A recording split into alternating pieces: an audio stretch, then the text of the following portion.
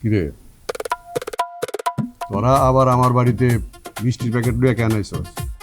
না মানে প্রথম প্রথম খবরটা শোনার পরে খুবই ব্যথিত হয়েছি, খুবই হৃদয় বিদারক এই ঘটনা শোনার পরে খুব দুঃখ পেয়েছি, কষ্ট পেয়েছি। পরে ভাবলাম আল্লাহ যা করে ভালোর জন্য করে। হ্যাঁ, ঠিক বলেছ। বিয়ে ভাঙা একটা অলৌকিক মহৎ ঘটনা, নিশ্চয়ই এতে মঙ্গল আছে নাকি না পা?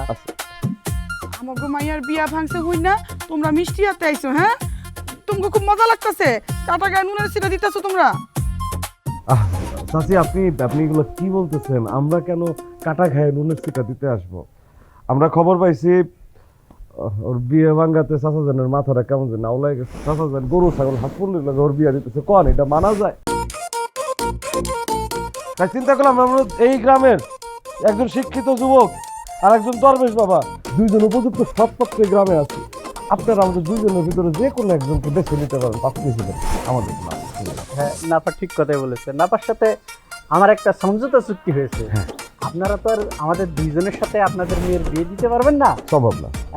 আপনাদের যে কোনো একজনকে বেছে নিতে হবে, তাতে আমাদের কোনো আপত্তি নেই। আপনারা যদি ওকে বেছে নেন, আমি সুন্দর করে এবারের বিয়ে হিসেবে থেকে যাব।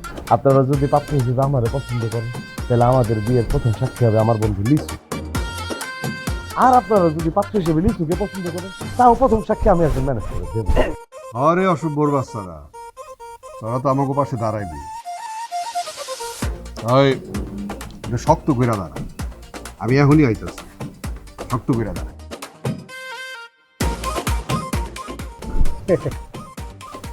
কুপাইবো তাড়াতাড়ি যান। তাইলে মিষ্টি মিষ্টিগুলো রাইখা যান। বিয়ে হয় নাই তো কি হয়েছে, মিষ্টি খাইতে পারবো না? মাঝে মাঝে মিষ্টি দিয়ে যায় না, আপনার সমস্যা নাই, মিষ্টি খাইলে মনে। ওই ওই খারাপ আমার গেলি কেন?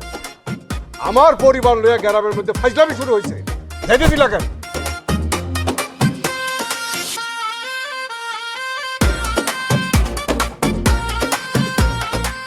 আমার মাইয়ার বিয়া ভাঙে গেছে আর সবাই মজা করতেছে। এখন কি হইব? আমার মাইয়ার কই বিয়া দিব? আর তো বিয়া হইব না। এই থামো! খালি ধমক মারে আমারে।